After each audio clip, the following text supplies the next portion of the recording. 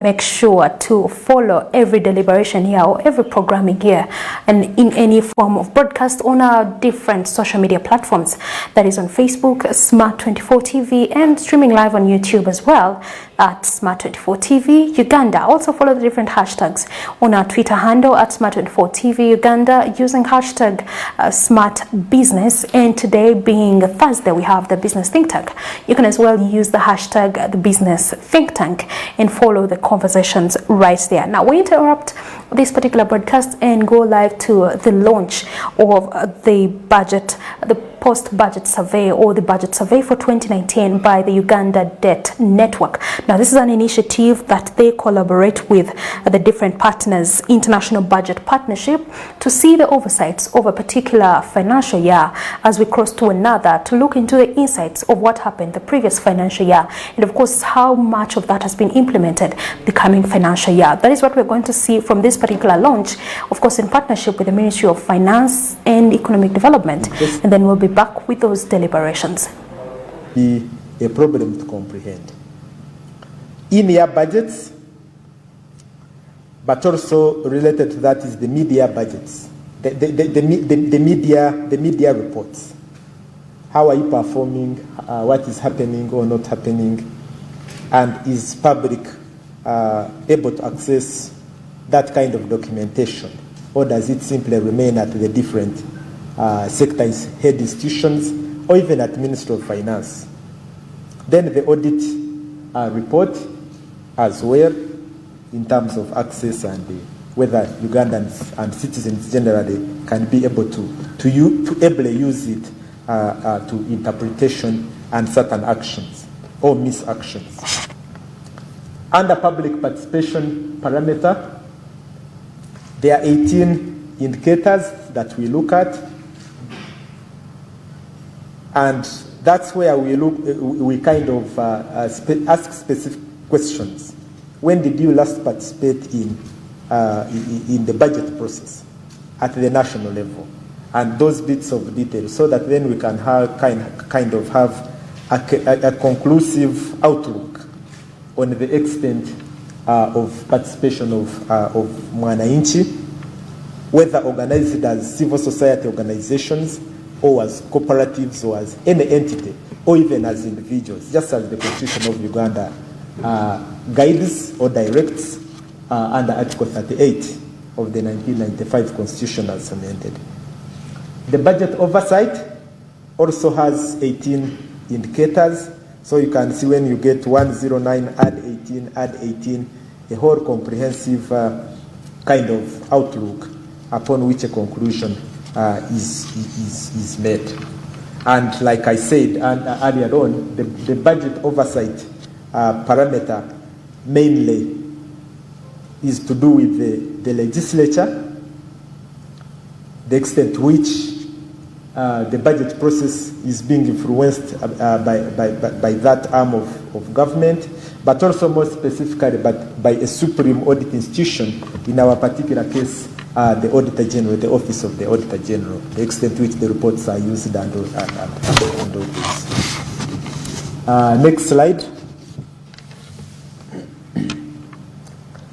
Just also as part of the process, so that you can have kind of a mental impression of how and what we've had to go through to come to these conclusions, which may keep changing over time and for different reasons, the context and all these different areas. But the research, the fact that we conducted the research over a 3-month period, that was between September and December, within that particular period. You may say those are 4 or 5 months, but within the rim of that particular kind of time horizon was when we looked at this. The other fact is that all responses, all the feedback is evidence-based. In other words, is verifiable. You can do triangulation and be able perhaps to come to the veranda of similar conclusions. For instance, the exercise requires that you do actual citation from the actual budget documents that we've talked about, the 8 of them, but also make particular reference to the laws of Uganda. If it is the public finance law, for instance, that you cite for us, Article 14 says this in this particular section. But also interviews with key government officials who, in this particular case, there is a deliberate option that they remain anonymous, so that then they can freely give out their views, perspectives, but based on evidence. In other words, whatever is committed then or is shared can be verified, can be triangulated, and then we come to near or about the same conclusion. The other bit is that we also interact with certain members of parliament. Somebody, for instance, under the docket of national economy becomes a key person, and some other people that I may not be privy to diverging from the legislative perspective, but evidence-based, verifiable.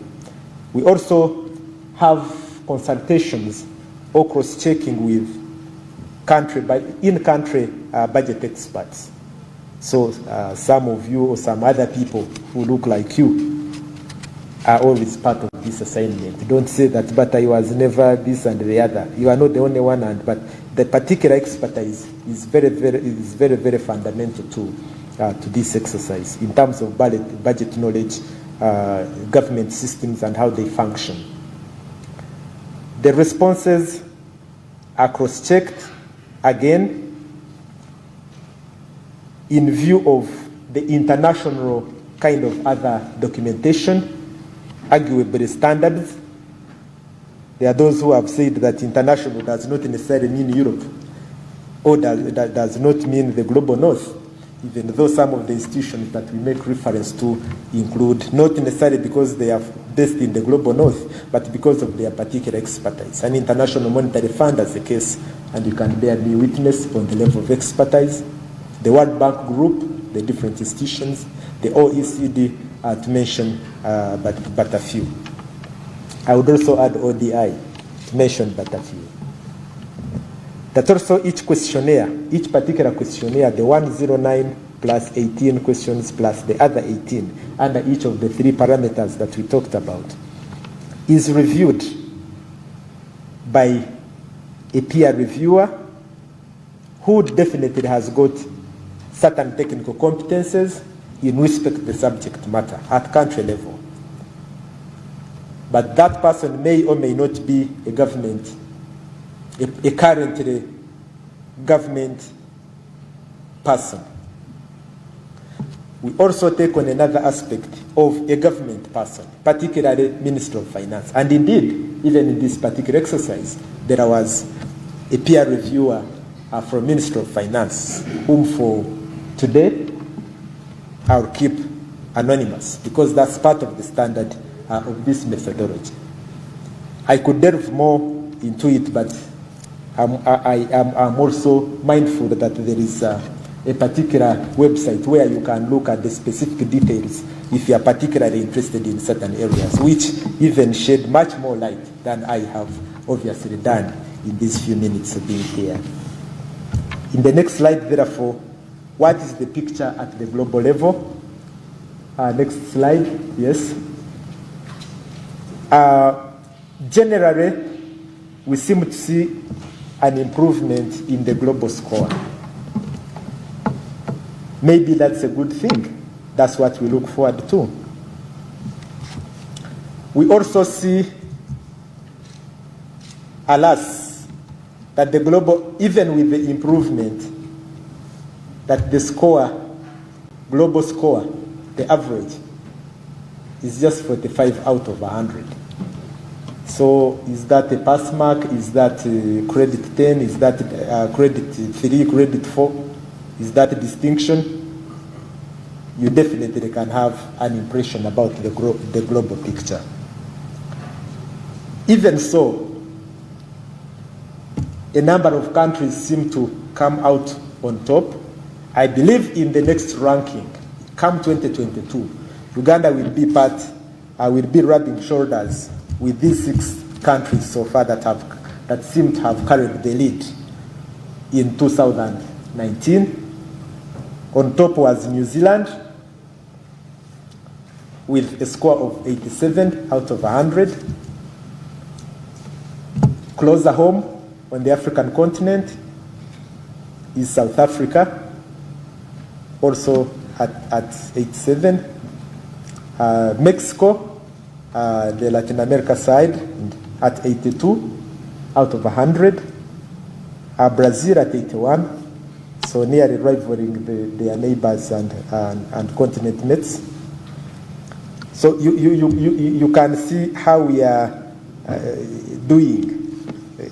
At the global citizens, particular citizens participation, the overall score was 14 out of 100. This means that you can have a lot of interpretation around that and impression, including the fact that citizens' participation in the budget process really remains at low ebb. Even in some of those countries in the global north, there could be varying reasons for or against, including one of the aspects that we looked at, which was that in the case of Europe, for instance, particularly Western Europe, governments, citizens, mwananchi there have a good impression of those in charge, of the politicians and the bureaucrats in charge. Therefore, they believe even when they don't physically participate in some of these spaces, their interests will, as a matter of fact, be taken care of. So that's part of why it becomes 14 looks so low, but some of them it is because of the high degree of trust of those in charge.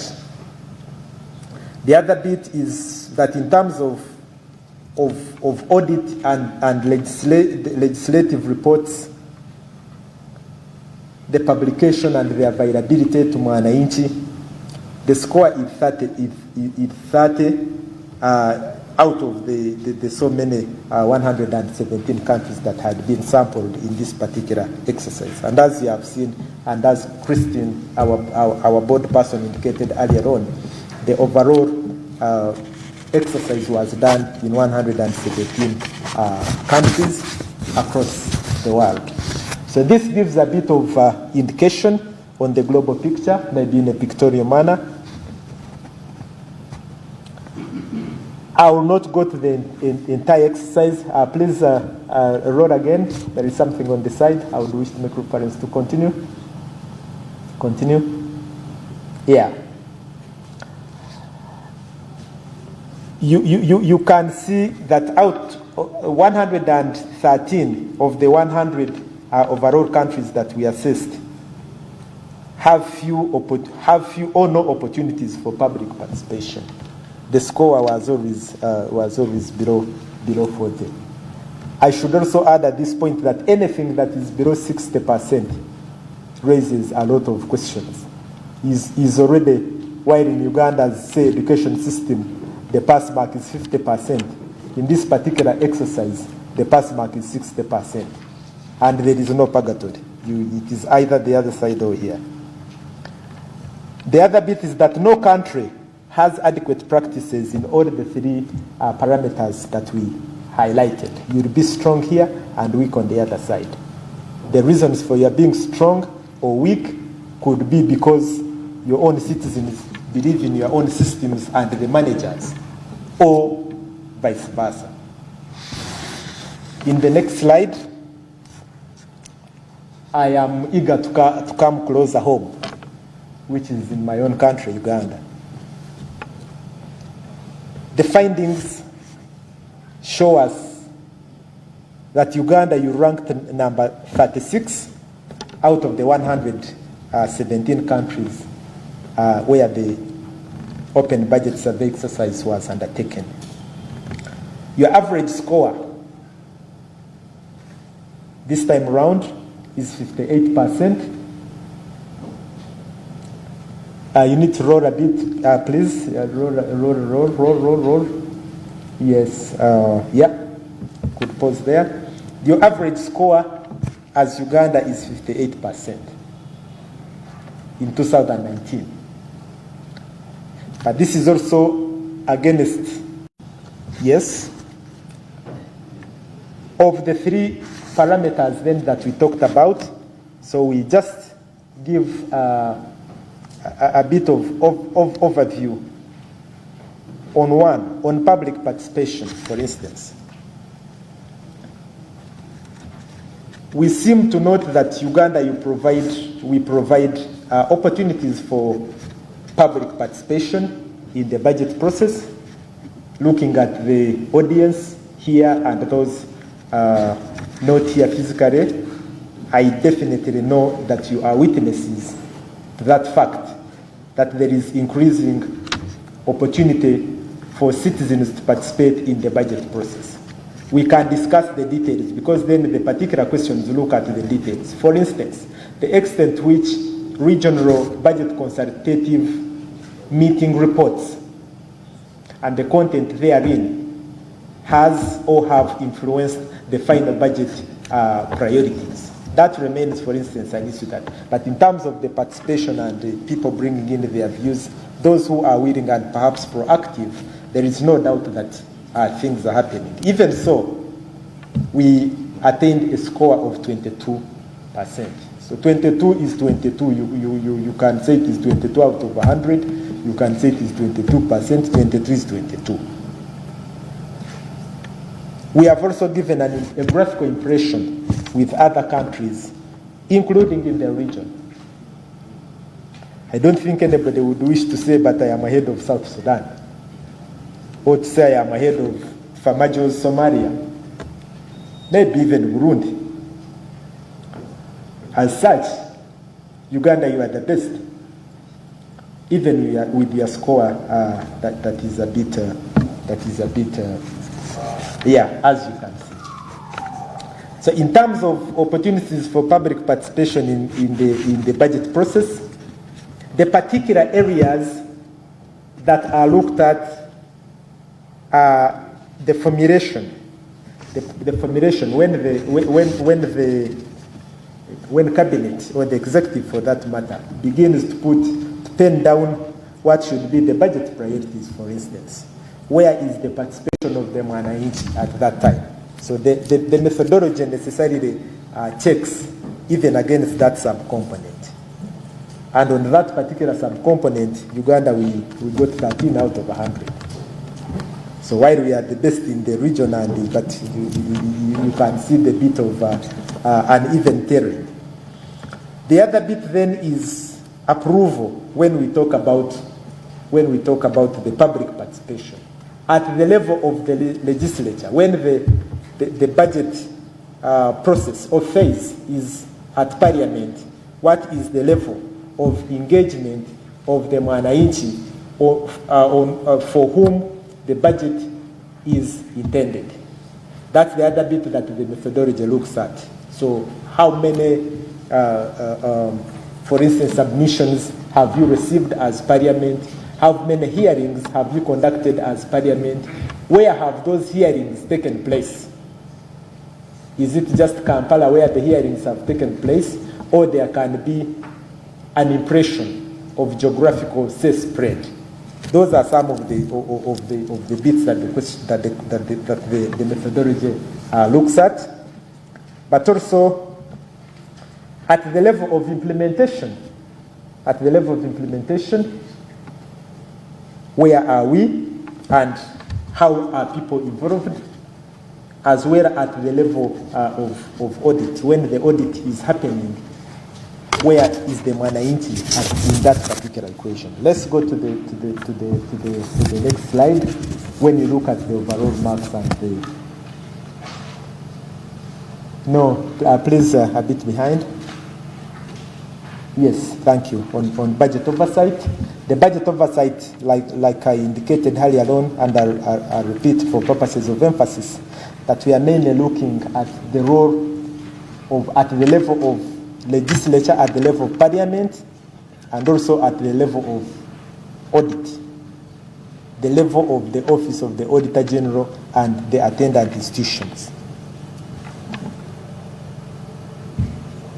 That overall bracket got a score of 59 close to the 60 pass mark by 1. Yes, it is acknowledged from the research that Parliament of Uganda has consistently provided what may qualify as adequate oversight during the planning stage, particularly the level of people's involvement. But we seem to see that good mark being pulled down or being pulled backwards by what is seen as a weak oversight kind of aspect. That at the level of budget implementation, it remains contestable that Parliament is as eager, is as vigorous as was the case at the level of passing the budget, for instance. That bit seems to be, it has a reason for engaging another gear, a running gear. In terms of the Supreme Audit Institution, in this particular case, the Office of the Auditor General, that it is doing its work, and according to the study, it scored 78%. Remembering that the pass mark is 60. So it didn't just pass. In Uganda, they would say it passed highly. I would base that say flying colors, but it would say it passed, somebody would say it passed highly. The extent of each institution's oversight then is what has been summarized, just like I've stated the marks. When you look at the particular subcomponents on what is happening, but then you do the aggregate computation, and we seem to see that there is reason for us to engage newer gears and be able to improve the performance. The next slide. What then is our quick recommendation? One of the many recommendations, as you'll see in the bigger report, is that we need to discuss strategies on how to improve comprehensiveness of the budget documents, for instance, on revenues. There are those who have argued that, for instance, not all the non-tax revenues are duly reflected in the budget documents. There are those who have said, no, that's a long story. That's way gone. In fact, each and every aspect of a public coin is reflected in the budget. So that comprehensiveness needs to be looked at or discussed, and how it could even get better, so that if there are any doubting Thomases, then they'd have reason this time not to be Thomases anymore, but to become the Pauls that we saw then in Damascus. But also the Uganda Debt Network would not live without talking about the aspect of public debt. That the degree of comprehensiveness in respect to public debt remains also a bit of a contested ground. There are those who argue that with disbursed and outstanding debt parameters, you are good to go. There are those who argue that case of oil recoveries and recoverable costs and a number of these other areas, the compensations, the guarantees, and a number of some of those components, that in the case of land compensations that the government of Uganda owes to the Mwananchi in trillions of shillings, that those bits should be computed under the public debt spectrum. There are those who argue otherwise. So the comprehensiveness remains a contested ground. We think, in terms of recommendation, that there's an opportunity for that that discussion to happen, and then we can come to some middle ground. But also that the year-end reports and the in-year reports should as well capture the level of performance of debt. If you have particular, say, debt portfolios under Ministry of Health, at in-year, what is the level of performance? What is the level of implementation? How much of the mileage has been achieved? How much more remains undone? If you are going to Jinja, you'll know that now I'm in Mukono at in-year budget, at in-year report, or at half-year or even quarterly performance reports, and then we can get an impression that you just have a few more kilometers to getting there.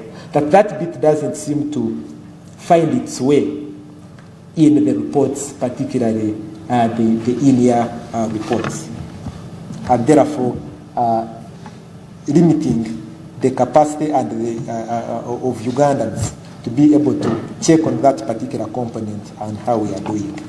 But also, going forward, that we would need to look at how do we improve comprehensiveness in respect to the audit report and media review reports.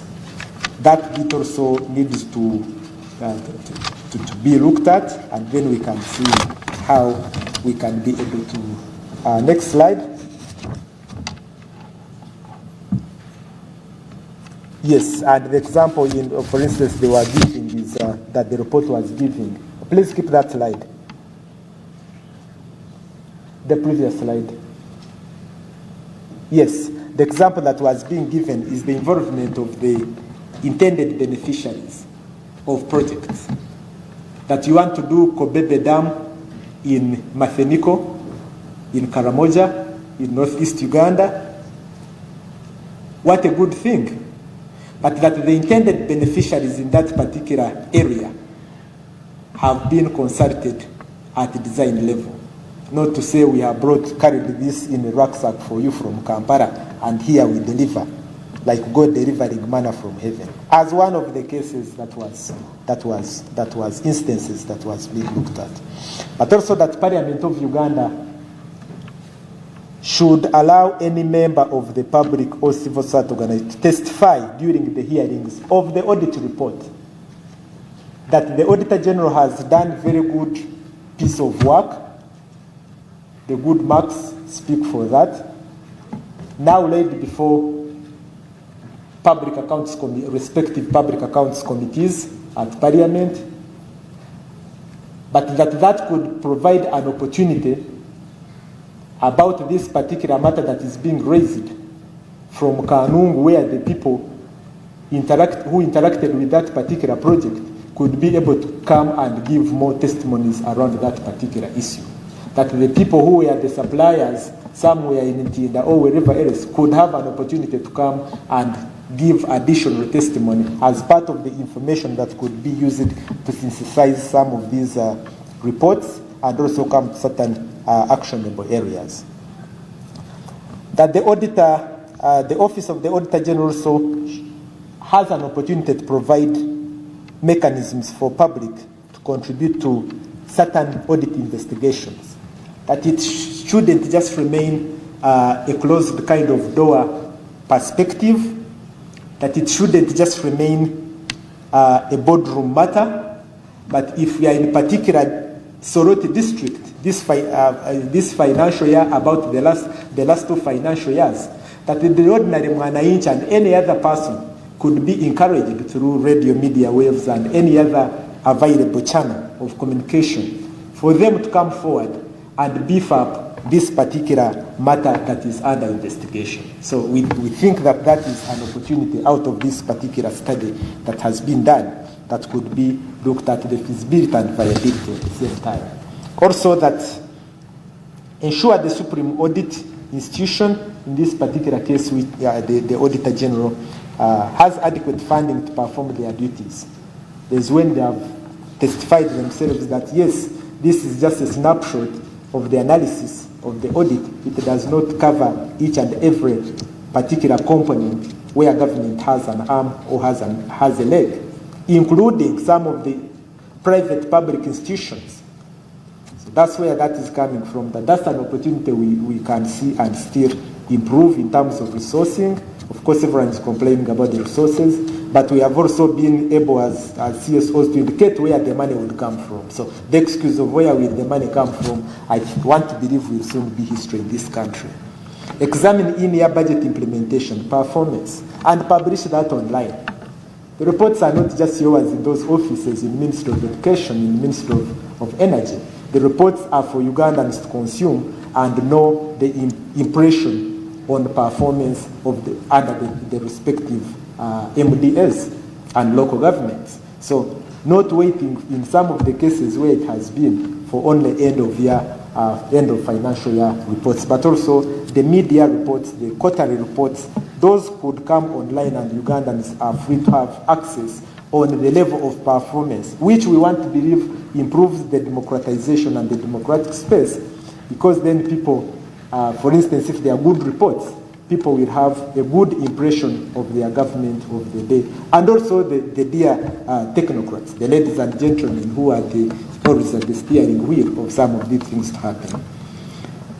That also ensure results of the Supreme Audit Institution or the Auditor General in the case of Uganda are implemented. That it is not a matter of we've gone to Parliament and we've presented a bit of what media raises out there, and the guys are watching scot-free, even in some of the cases when there appears to be overwhelming evidence about some of the mischief. So that's what it is talking about. And lastly, also, that let's all commit to working with the Ministry of Finance, again, the good work, and you are the center, in getting better results for this country. The country belongs to you and I. It is upon us to make sure that we improve the performance, the impression, and the actual performance of our country. No one else is going to do it for us but ourselves. I thank you.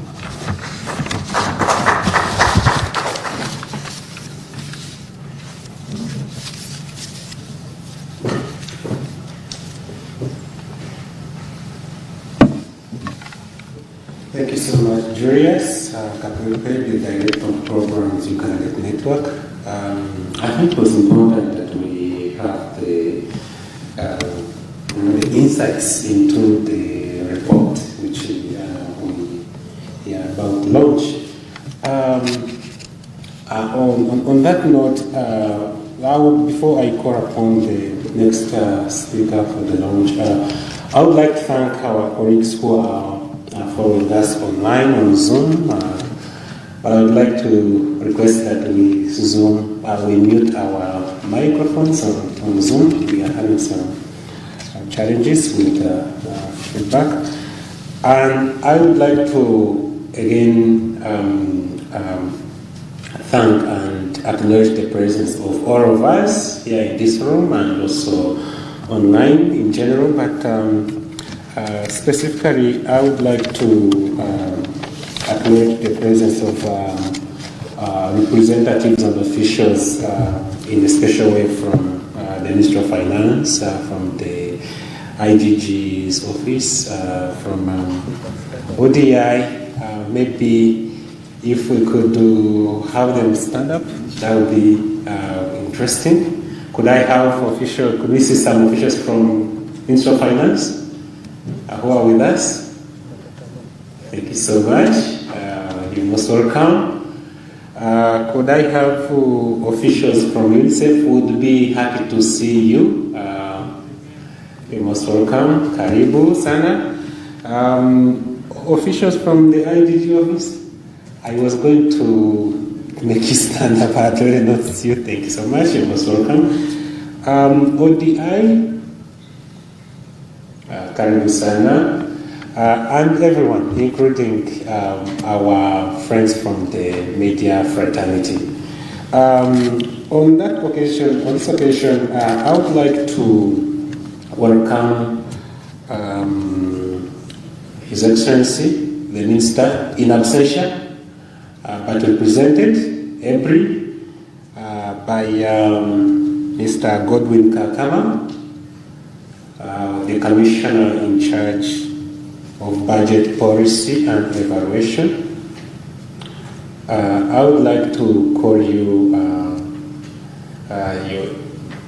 Your Excellency. Yes, you're still the Honorary Minister because you are representing his office. So I would like to welcome you, please, to join us, to come and give us your keynote address thereafter, where we shall be able to launch the 2019 survey for the open budget survey. You're most welcome, Mr. Commissioner.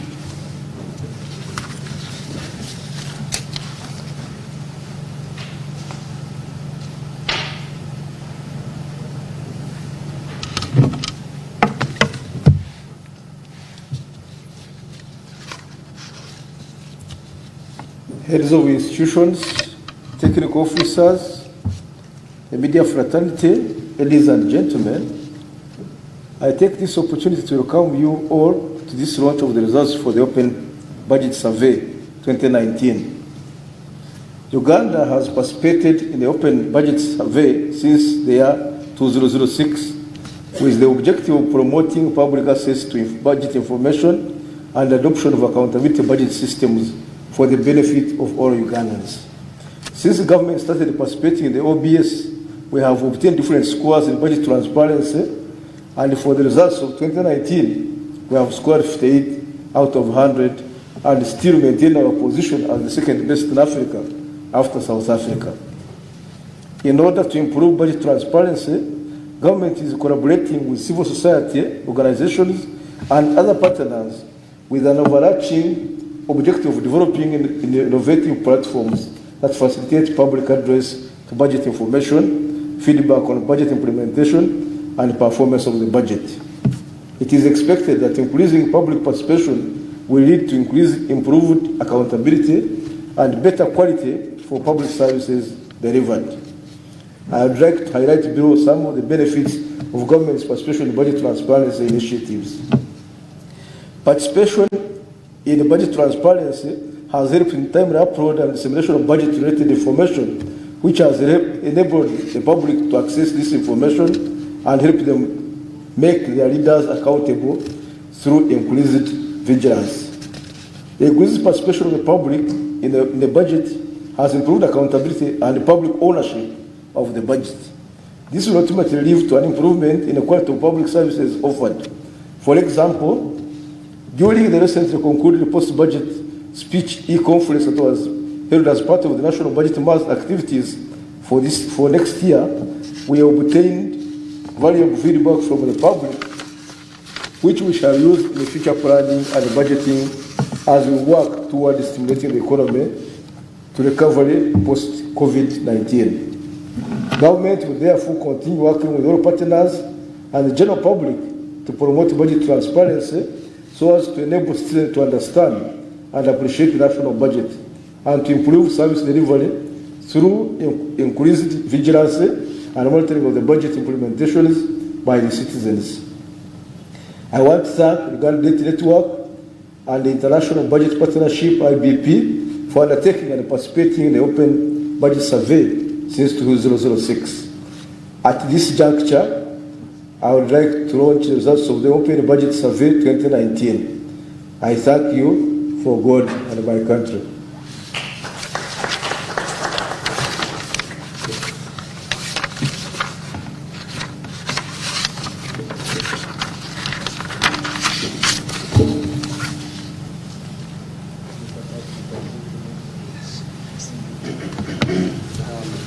Mr. Commissioner, I would like to call Mr. Patrick, UPN, and Mr. Kapwepe, the Director of Programs, to join us in the launch of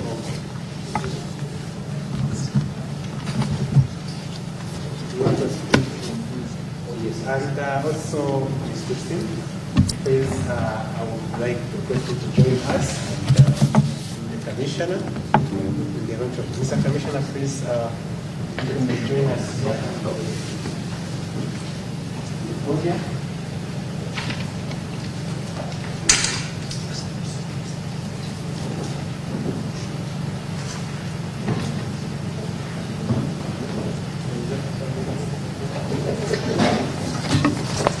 Julius, if we could take her through the official launch. If you could take her through the official launch, please. If you could guide the Commissioner. We need to sign the microphone. Yes. People are not physically here. I have the pleasure to it for you. That will be good.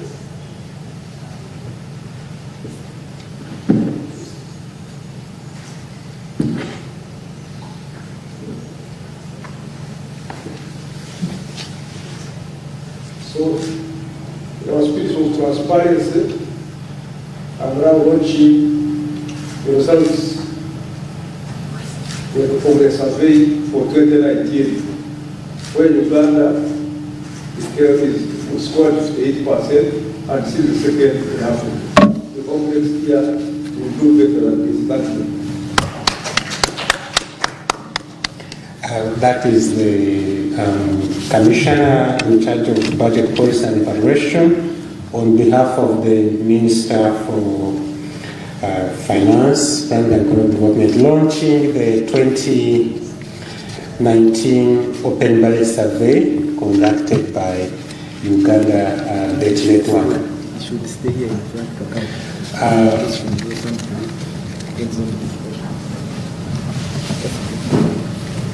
Honorable Minister in absentia, Mr. Commissioner, I would still request that I retain you on the platform, on the podium for the next session of Q&A.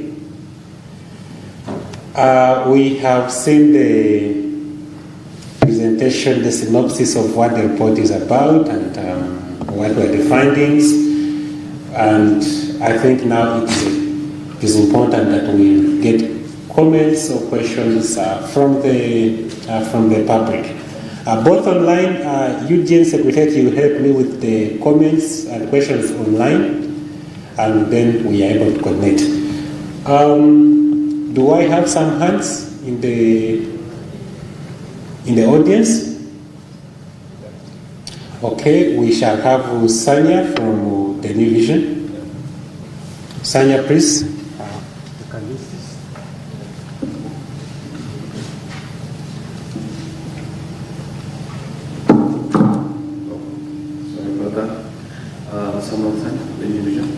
I just have two questions.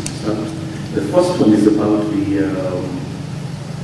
there's been a declining trend, I think, from 2012 when we hit 65. We seem to be. Are you able to speak louder, please? Okay. Feel free. All right. There seems to be a declining score since 2012 when we hit. I hope I'm loud enough right now. We hit about 65 and we are now at 58. So it's been a gradual decline since 2012. Why? Why is that? What was happening in 2012 that we're doing now? Is there more required of us or are we just doing less? If you could just explain that. And then I just wanted you to explain, I wanted Julius to explain one of the second last recommendation about Supreme Audit institutions.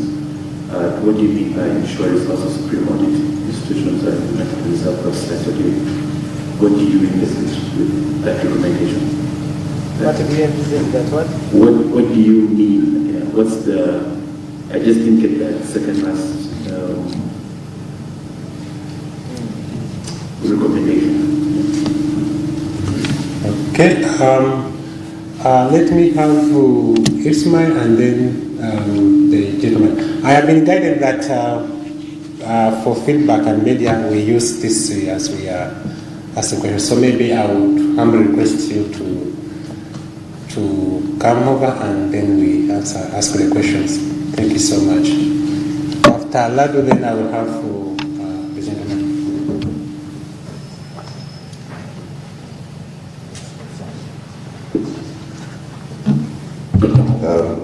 Good morning. My name is Ismail Wadu, National Media Group.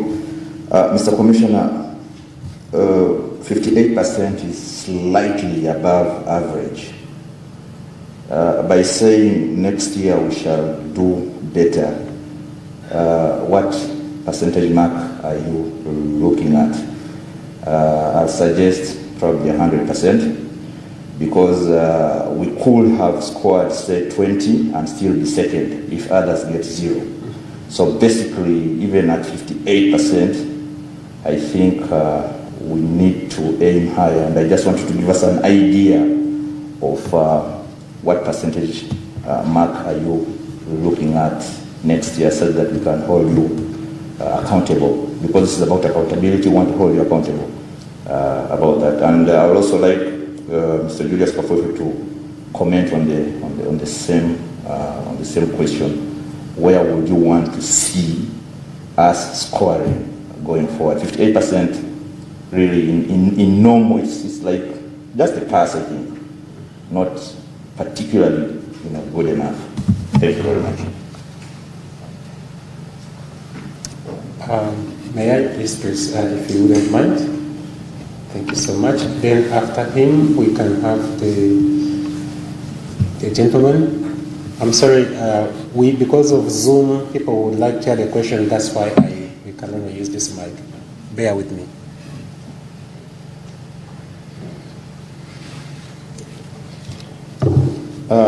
Thank you very much, UDN, for this survey. Mine is not really a question, but rather maybe a comment that we need to take forward as partners. Now that we know we have the survey results, we are the second in Africa after South Africa, of course thanks to the good work done by Ministry of Finance and partners. But is this good score reflected in any way in improvement in services? Because at the end of the day, much as we have a very good score, an ordinary person in Kabong would want to see services. Is this happening in our country? I know, Mr. Kakama, we've been going through these budget transparency issues together, but it's just not a question for you, but for all of us as a country to think about and reflect.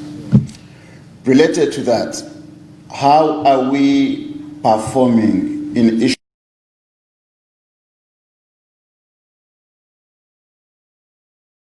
But has the corruption levels decreased in this? Ago, there was the launch also of the Corruption Perception Index. I don't know how we measured in that, but do we see that the more we are transparent, we are also reducing on our corruption levels? What of accountability? So I think we need to relate transparency to all these issues. Just talking about transparency alone may not be enough. We need to relate them to the other perspectives. Then maybe moving forward in future, is it possible that we can have the launch of this report vis-a-vis, there used to be the National Service Delivery Survey by the institution which is hosting us. Is it possible that these can be done almost at the same time so that we can have meaning out of these exercises, or greater meaning out of these exercises? Thank you. Thank you so much. Do we have any other comments or questions? Okay, after him, sir. That's the corruption index. Thank you very much, my brother, and UDN for the wonderful report. I think we did a deliberate effort to really summarize it and making it easy for a reader to easily understand. A quick comment, and I think as Transparency International Uganda, I was very happy to hear my senior colleague raising very pertinent issues and more or less the same comment that I wanted to make. And I think it's something that must be taken note. I see New Zealand in the report doing quite well. And when you look at New Zealand, when you compare the report and then the CPI, the Corruption Perception Index, in terms of ranking, New Zealand is one of the countries that are performing well in fighting corruption. So I am quite excited to see New Zealand on the top. However, I am only concerned of South Africa, how it has been able to get to that level. Comparing it with the CPI, South Africa is doing badly. And I'm also surprised to see Rwanda, Tanzania, Kenya a bit lagging behind. Maybe you might need to interrogate further why, because at the East African region, in relation to Corruption Perception Index, report published by Transparency International, ranks Rwanda in the region as the least corrupt. What happens then when it comes to budget transparency? Something that we need to interrogate further. But that said, I have also a concern similar related to what my colleague stated. It's not about transparency, but is this transparency in budget process translated into services? Look at our infrastructure, look at our roads, the quality. Is it I saw the oversight scoring about 78%. Is it about just sitting in parliament and legislating and making comments here and there? We want to see this being translated. Let the oversight role reflect the quality. They should interrogate further these resources as allocated to execute a specific mandate. Something that needs to be thought further. I look at the recommendation. When I look at the last recommendation, it's more of a political statement. The final recommendation, finally, let us all commit to working with Ministry of Finance, Planning and Economic Development in spearheading the country for better budget transparency. It's a political statement. It doesn't, to me, doesn't mean anything. In other words, as public, I think is of the best interest for public, for example, to be engaged in this conversation. It should be the other way around. It should be Minister of Finance to open the door for civil side, for example, engagement with them. But generally, I think we need to, I don't know, I think it is too late. We might need to, within our docket, we might have to refine this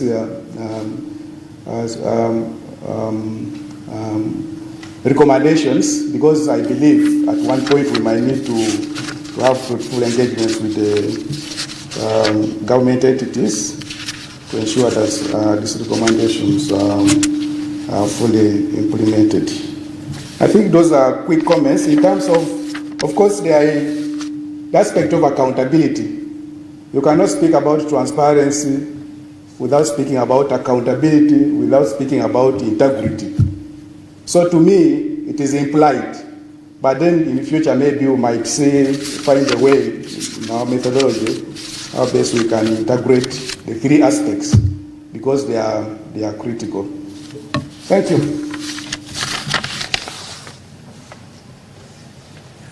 You're most welcome. Could we have and then after that question, we can have responses, and then we should have online questions asked after that, should we have any.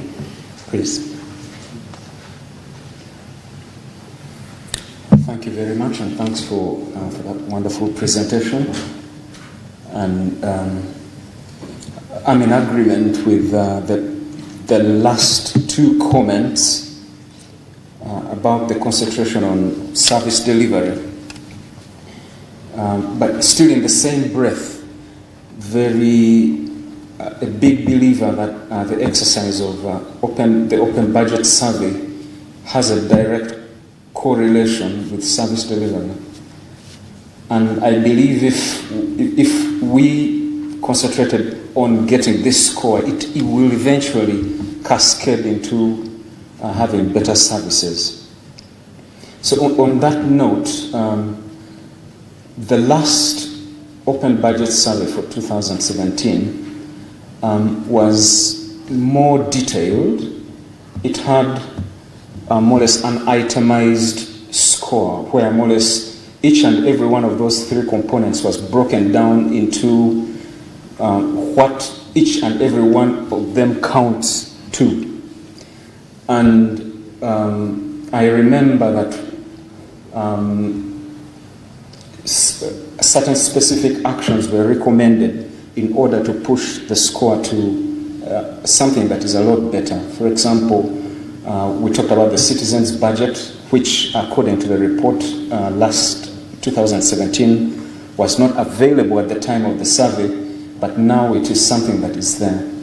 So, perhaps we would like to know something more itemized about why then the score would have gone down, yet we would have expected it to go higher. Secondly, is it possible then to have a discussion on a more itemized, on each of every one of those small items, because many of them are actually achievable and achievable with not too much effort. Yes, thank you.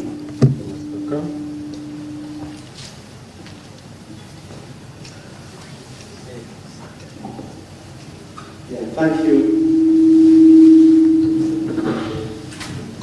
Thank you for the questions and the comments. I will begin with the last comment of the question. Yes. Since it takes us to... Sorry. Let's use this. For Zoom, yeah. Oh. Yeah, thank you, ladies and gentlemen, for the good questions, also the good comments. With permission from the moderator, I'll begin even with the last comment, since it takes us to the historical bit of up 2017 and what has perhaps happened since. I'll just quickly pick two items in respect to 17 and where we were at 2019 at the time of the assessment, including where we are now, and then where we should go. Like you correctly observed then, the citizens' budget document was not in place. That has since happened, and thanks to Ministry of Finance for taking that leadership. So it could be a political statement on the other side, arguably, but the fact is that the Ministry of Finance has produced a citizens' budget. We can't dismiss that fact, as based on the recommendations of 2017. Online publishing. We had lots of quarrels then, or issues, that over time have lessened. There is progressive improvement. And that is a fact. So that's where also we are coming from. That's where also where we are coming from. Obviously, that these scores should correlate with the service delivery outputs and outcomes is for sure. It's only that this particular methodology, at least for now, and also in the foregoing, is looking at three subcomponents. In other words, there are opportunities to do even much more pieces of work, including the correlation of some of these elements as recommended by another institution or by UDN and International Budget Partnership taking lead, but as a different kind of methodology or an expanded methodology altogether. These, of course, the methodological approaches have been evolving over time. If you looked at some of the components in 2017 and in the earlier period, 2012, there have been some additions as a way of improving the methodological approach and the bit of results that we would wish to get and share with the government authorities across the world. So I think we will continue in that kind of spirit. Ndugu Sanya from the New Vision family, about the score. In 2012 it was 65, now it is 58 in 2019. One of the reasons was that there was particular reasons in 2019. There was late submission of reports, particularly in way of online uploading. It is the methodology implores us that it is not just about the availability of documentation, when it is available is also a matter of concern. So it could earn you a mark or less. So the documentation is ready, yes, but a certain officer hasn't been vigilant enough to upload it in time. Even when the document itself is readily available, if I walk to Mr. Kakama's office, the document would be there and for months. But the particular officer has not uploaded it, for instance, on the budget website that we run as a country, as Uganda. So that takes away a certain mark, or rather does not give you a certain mark. So that's where the bit of these variations come in. The citizens' participation in the supreme audit institutions, in the particular case of Uganda, the Office of the Auditor General. That particular recommendation is saying that it is high time as a country, beyond what some may see as fashion show, presentation of audit reports at Parliament, and we see dismal implementation, actual implementation. In the case of steering, for instance, that the implementation inter alia should include recovery of the stolen wealth. So that bit is not happening in Uganda as fast as it should, even in some of the instances, according to the study, when there seems to be some compelling evidence. So that's where this is coming from, and says, how do we work with the Supreme Audit Institution, with the Auditor General at the national level, with the local government's public accounts committees, to make sure that their work is not in vain. That's where that particular recommendation is coming from. And we want to believe that there is an opportunity for that to still happen. Ladu, what mark can we project? I thought I would get it from you so that we begin to work through that. But I think you didn't want to commit yourself. I would wish that we are the best in Africa, because there is reason enough for that to happen in the case of Uganda. If you looked at the level of budget transparency, say, since 2012, as if we took 2012 as the base year and where we are now, there is no doubt that there has been increased budget transparency and the access to offices. I can match to Ndugumweroha's office at Ministry of Finance, and I'm able to be directed through the corridors of finance. In the case of UDN, that has happened in the debt office, in the macroeconomic policy office, and the tax office. That is happening. So that could take us to be having the best mark. The best mark would be 100. This far that we are at 58, I could look forward to anything above 70%. 70% is still about a credit 5. But maybe Mr. Kakama will commit to a higher mark when he comes. But one of the ways to getting there is, for instance, to have timely uploading of documents. That an officer who has a certain responsibility has to do it in time. Doesn't wait for tomorrow and the other day, then the other day becomes the other month. That at the time of score becomes a challenge. That we have an opportunity in uploading online quarterly performance reports of sectors across the ministries, departments, agencies, and local governments. That could be a quick win, as well as the half-year reports. But also those half-year reports could include performance, full-scale performance, say, on the revenue outfit.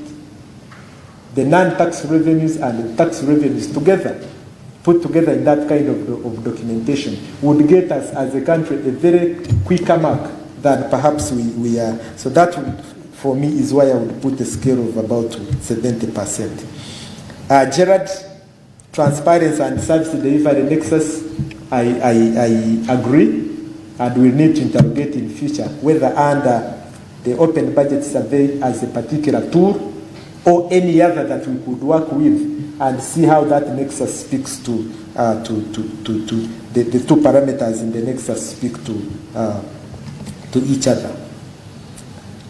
And that also applies for the national service delivery survey bits. I think we'll need to find a way. We'll have smaller meetings to look at the specifics.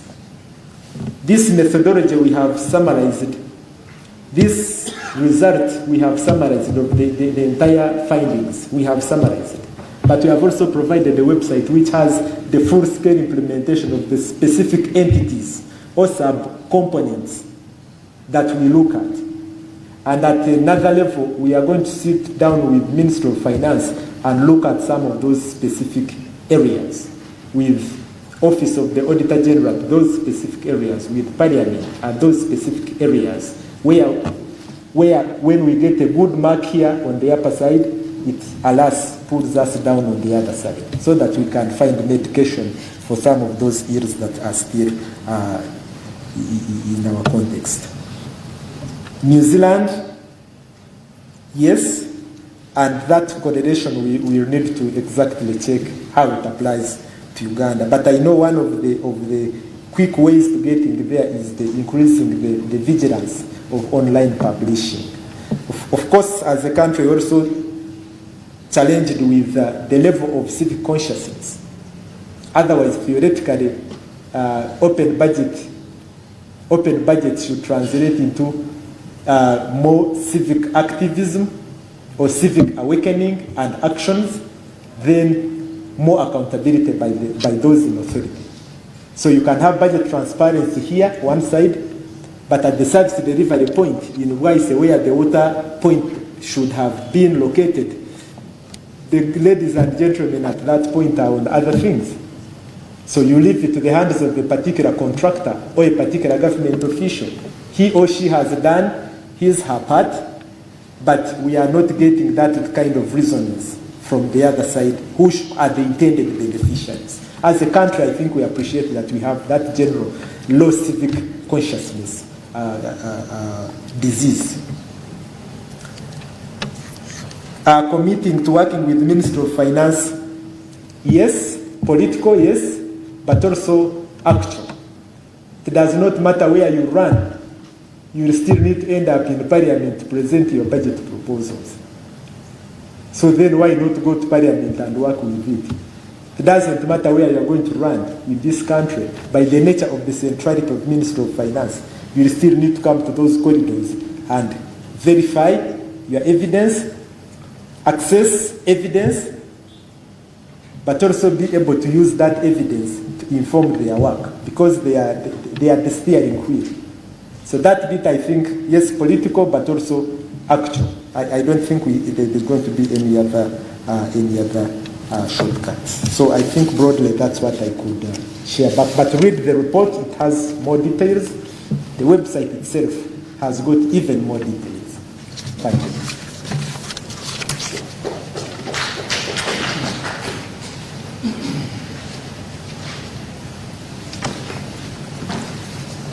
Okay, thank you for the questions and for the report. My first issue is that if you don't make pass mark, it is not good, because I was told it is 60%. So we are not happy that we are 58. So at all times, we should be able to make the pass mark. That's my pledge. And possibly for purposes of this, I think a mark of 65 would be okay to change for 1 year. From 58 to 65, you would have done a lot of work. The second issue is that, I was not very clear of why we declined. I am happy that you have raised the issue of the reports being uploaded on the website and so on and so forth. And also how citizens can participate in the Office of the Auditor General's reports, how they can help the Auditor General. I think we have to sit down and look at it, because we thought we had improved, but you have raised the issues of upload, and that's what we're going to take it up.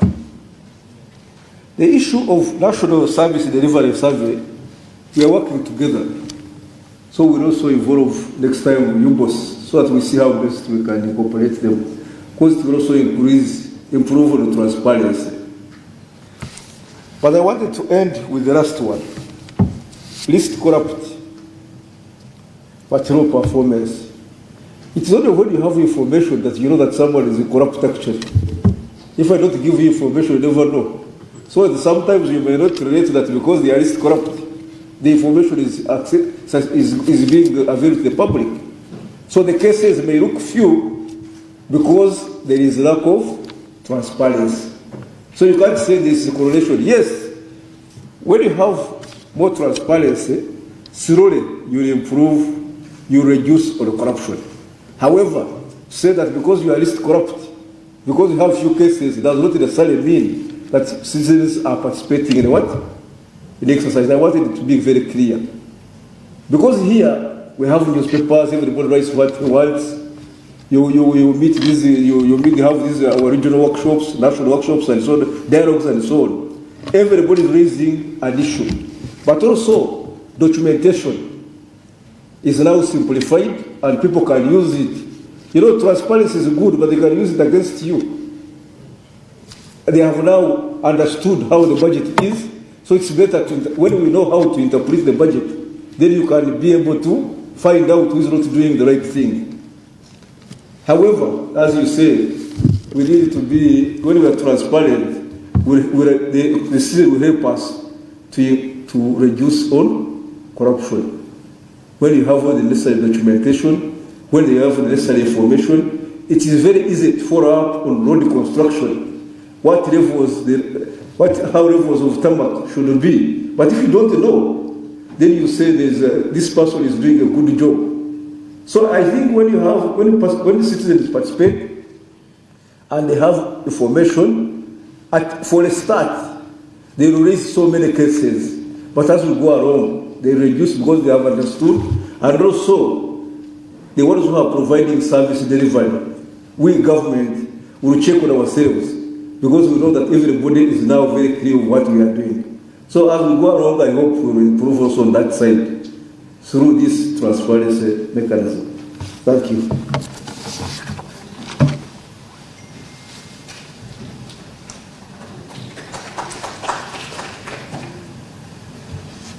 Thank you so much, Commissioner. Do we have any online questions, online comments? Okay, could you please come over and you read them for us?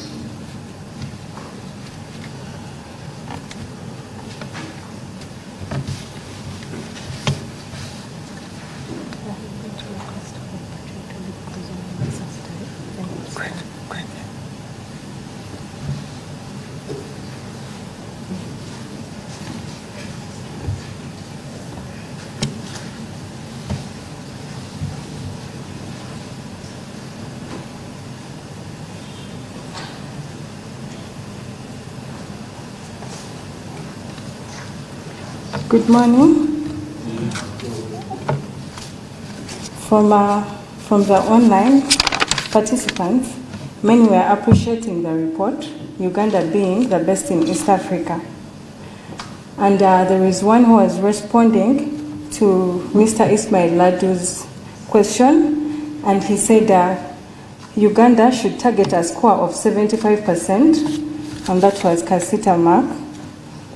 And then Mebo Konkunda requested for the report findings, and the report can be found on the UDN website under research and review papers, and also the Ministry of Finance will upload it on their website. And also, in case anyone needs the presentations, they can send an email to info@udn.or.ug. And then Katelega Emma also sent a question saying, since we are going through the COVID-19 crisis, what strategies does government have to improve the OBS results? And then Nakato Martha said, how can government prioritize citizens' meaningful participation when it comes to the open budget survey results? Thank you.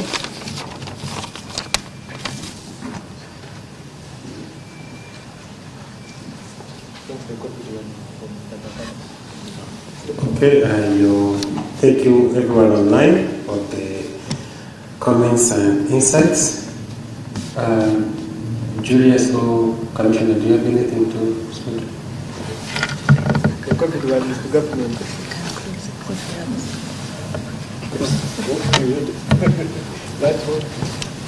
Okay, thank you. It's very fair. The civil societies, they want simple things only. Because COVID is for everybody. That's why even the developed countries are confused on what to do. But that aside, I think when I gave a score of 65, I was taking into consideration so many things. For example, we cannot now meet. That means that these workshops we have been holding, some of them they not be done. If they are to be done, they not be done on time, because we are still under lockdown for meetings. You have to have, if you have been calling 100 people in a hall, they reduce to about 30. So you are reducing interaction with the public. So that's why I was very conservative on my mark. And but again, under this COVID-19, that's where the level of transparency is very important. You have seen how people have been saying, but we have given the money to health and others. What are they doing? I think the public and ourselves should make sure that we have very information of everything we are giving to all the agencies of government which are fighting corruption, and then the public will see whether it has been put into what? Into place, what we have given them. They told us they were going to bring ventilators and so on and so forth. So people are still waiting to see those ventilators. There were promises about having ambulance per what. So all of those, once you give them information in advance, it is very easy to follow up and help to implement and improve service delivery. So I think this is the time we have a problem, and we must work slightly harder in availing information to the public. And I think I want to commend the media. They have done their level best in this fight against COVID-19. As much as the responsibility of government ministries and agencies, but I think the media has done very well in this era of COVID-19. But as I said, some of the activities, because of the restrictions that are there, may not improve significantly our score, because we can't meet, we can't do what. So those are areas we need to, those who are judging us, I don't know whether that score of COVID-19 will be like, remove this and see what affects the scores. Otherwise, if you include it, even the South Africa and others will fail. So I think we need to now see how best we can do in the circumstances of fighting against COVID-19. Thank you.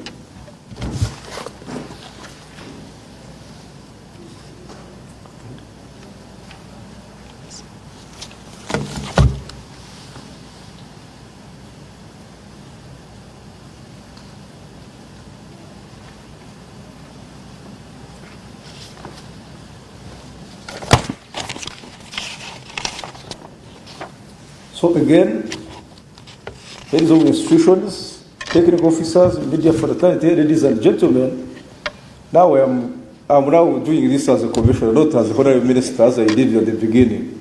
So now commissioner budget policy and evaluation department. So I'm going to make a few remarks and then finally I close the meeting. Since the government started participating in OBS in 2006, we have obtained different scores in budget transparency. And of Uganda's overall score in terms of transparency was 58 out of 100, which, as I said, is below the 60%, and we are not very happy, because this is not a pass back. But still, at least we can console ourselves that still in Africa, we are still the second after South Africa, which has been the case for the last 3 years. This means that our budget information is largely readily available for the public to access and use. However, we should remember that budget is not an end in itself. It should lead to better socio-economic outcomes for Ugandans.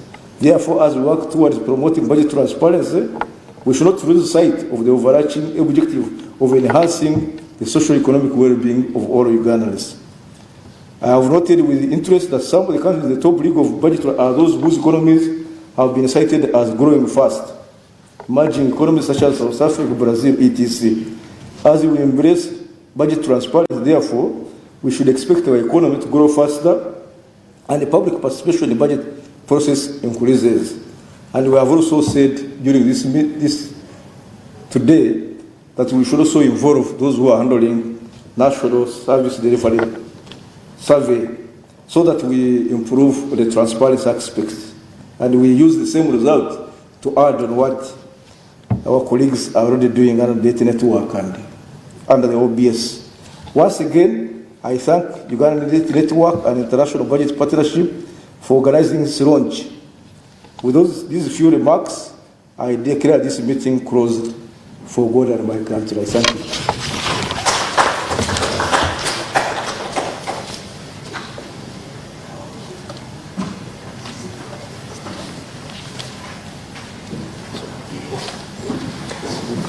Thank you so much.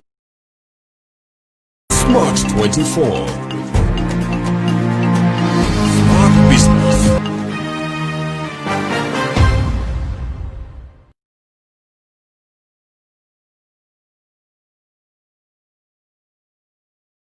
Smart 24.